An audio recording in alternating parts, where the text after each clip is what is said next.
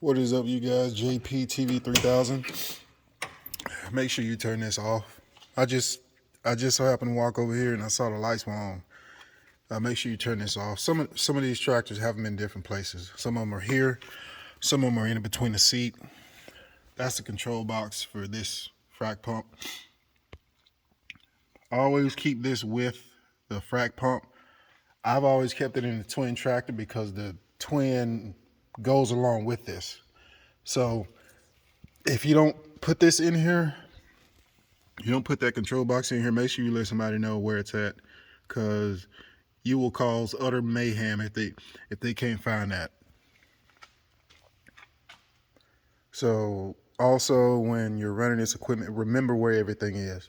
I want to give you guys an example. All right, this is some stuff that I've got in here. James put this drive shaft for the radiator fan off in here.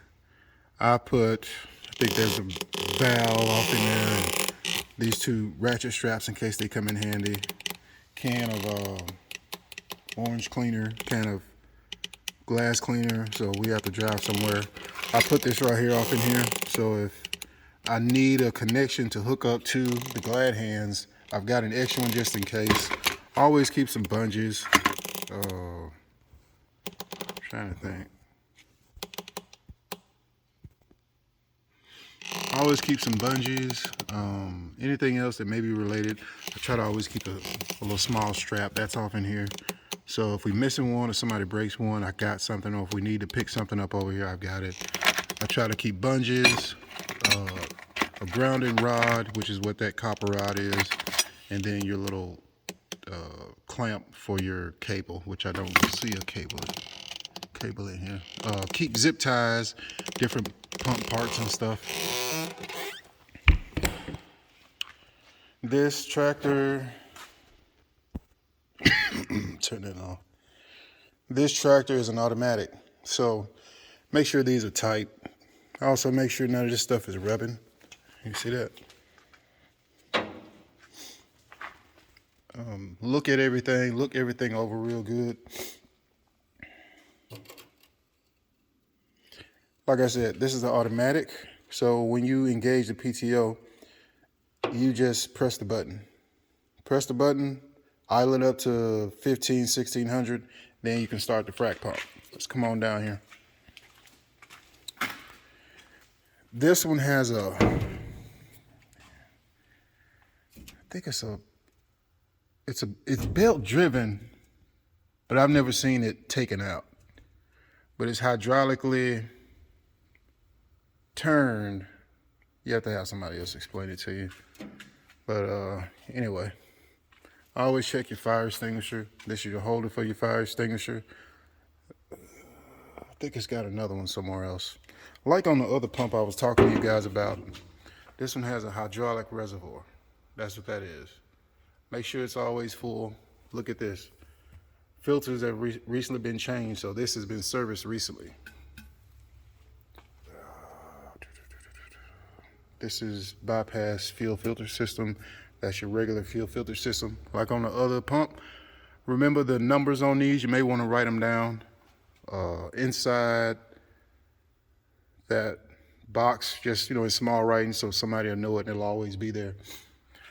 As with the other pump, you have your steps. So you step, step, step, step up to there, and you've got your radiator cap. And like the other one, up here on the top, you have your reservoir indicator. So there's that. Of course, your fuel cap.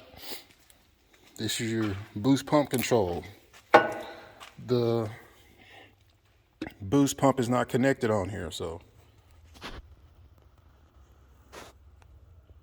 the boost pump is not connected on here, so don't worry about it. This is your on and off switch. Your lights. This right here is your controls. Tell you a few things about this while we're already here. You can start this pump in local mode, it may be maybe a bit difficult. It may give you some trouble, but it will start. I don't think it'll go into gear in local mode, but I may be wrong. But you got your power, your start. The fan always stays on automatic. Shifter selector and the other stuff. Your pump hours are on here. They're not on that box. Those aren't correct. So pump hours, that's fluid hours for your fluid in. Then you have hour meter. Then you have hour meter for your engine. Keep track of these. You'll also have some gauges for this on the control box. I need something to wipe my hands with. All right, as we were saying, this is your E-cable for your control box for the frac pump. As you can see, they've already changed these out. Like I said, hydraulic filters. Make sure you keep track of the numbers and when the date. This is your lube oil. Stucci. Remember that connection I was talking about on the pump? Hold on a minute. This is your pump. See the fitting? It's a different style. But we usually always have different fittings for different stuff. Give you an example. See that one? That one's different. It's different from that one. So make sure you have all the different fittings and stuff that you might need in case you have to swap this pump out for another pump. Now, I'm gonna actually get up here and show y'all some stuff, because this is just stuff that I've done to make sure that, you know, if we need something, we got it. Hold on a minute.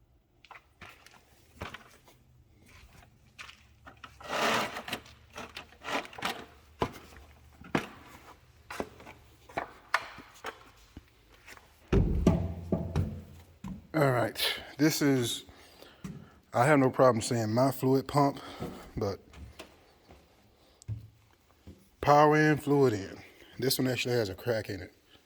And they, when they swapped out this fluid head here, it's a different style than the one that was on here.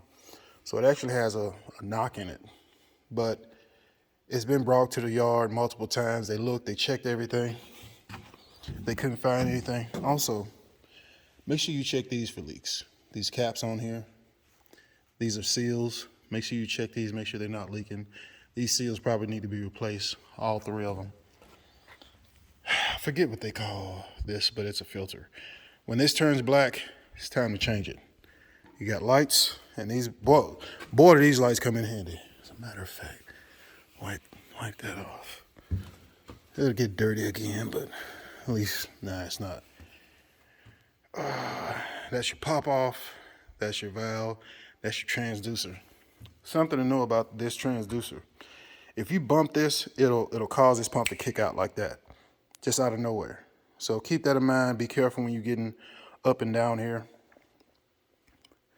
I put hoses through here because the hoses aren't going to hit nothing, and they're out of the way. And these are extra long hoses. As you can see, the hose goes all the way down there, and there's two of them.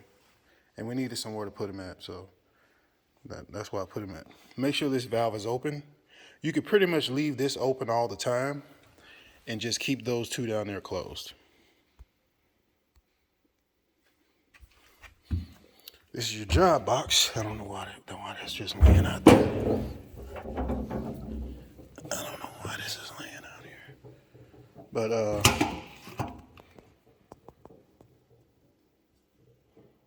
hold on a second. All right. Other fittings are in here. Your tools for knocking off your caps, pulling out your crush caps, and pushing your plungers back in.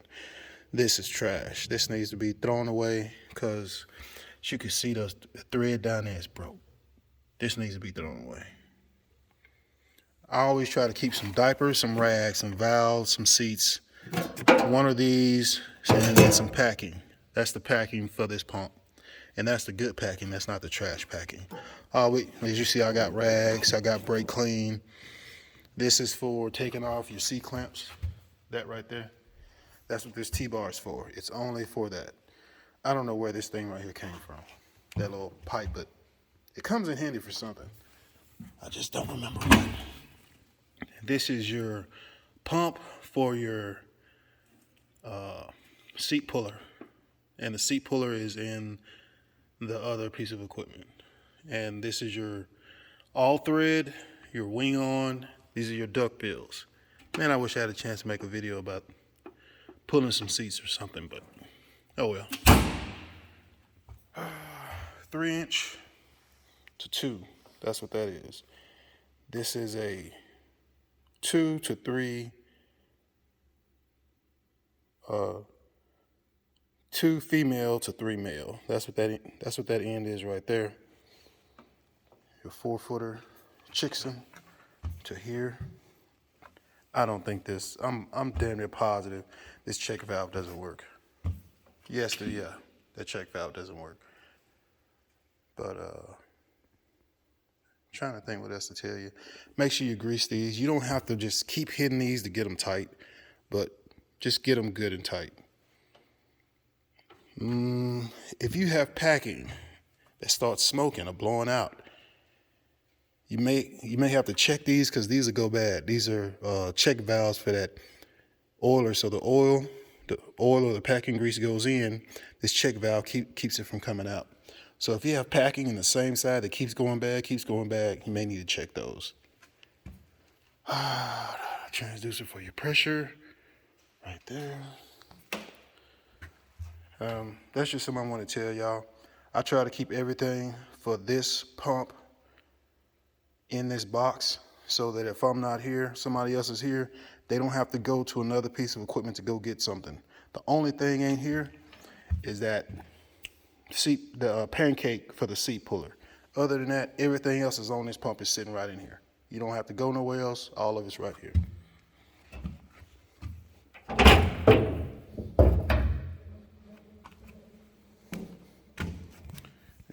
Let's get down from here and we'll go look at some more stuff.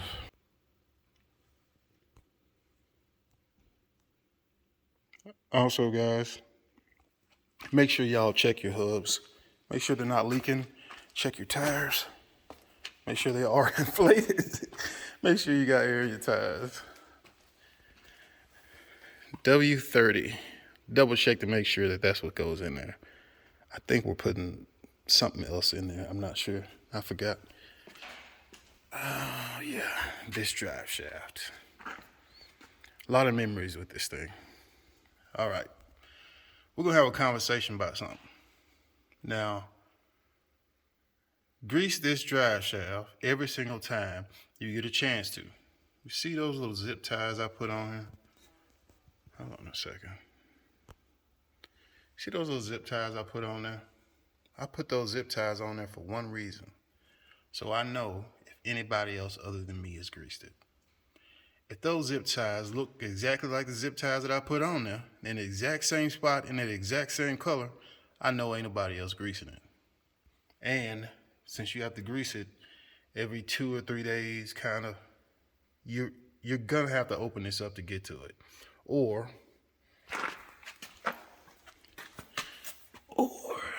you're gonna have to climb up underneath here to get to it.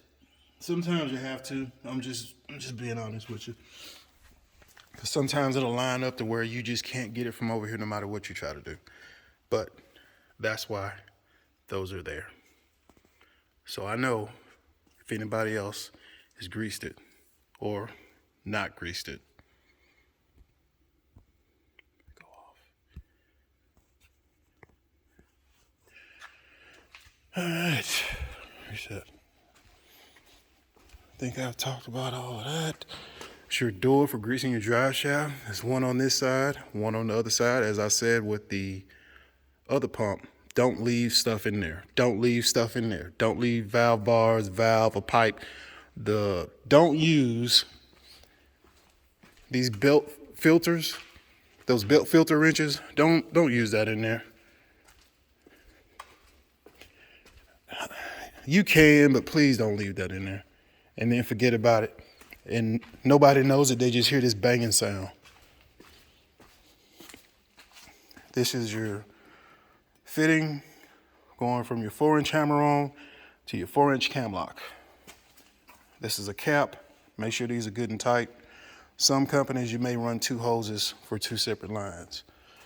Keep track of these. When this thing starts being able to turn it either way, have an extra.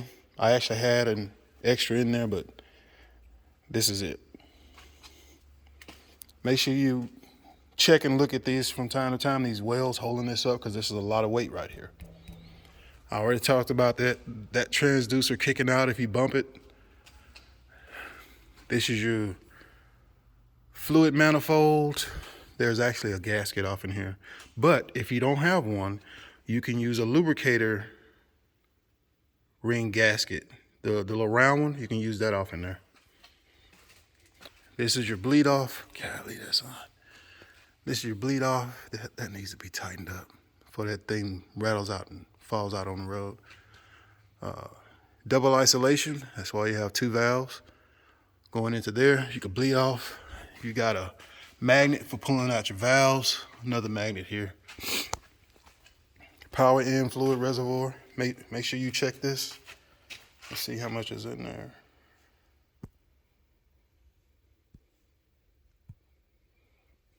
Check that. Make sure it's full. Have a good look at everything. Make sure you spray some PB Blaster on here. Now I'll tell you something funny.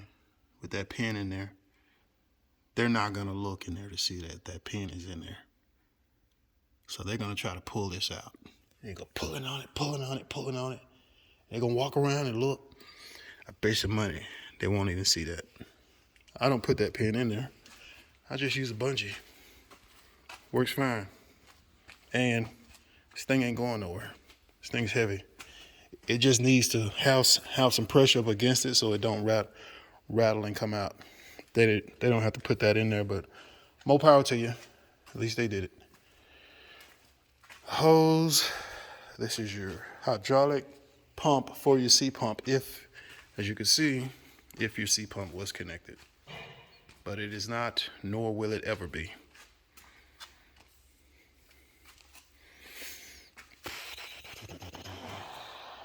Trying to think what else. Dipstick, oil fill. Make sure you watch to make sure nothing's coming in contact and hitting these, causing something to catch on fire. GPS. I think that's it. Well, we're already here. Might as well talk about the box. Hold on a minute. This right here is your control box. Backwards.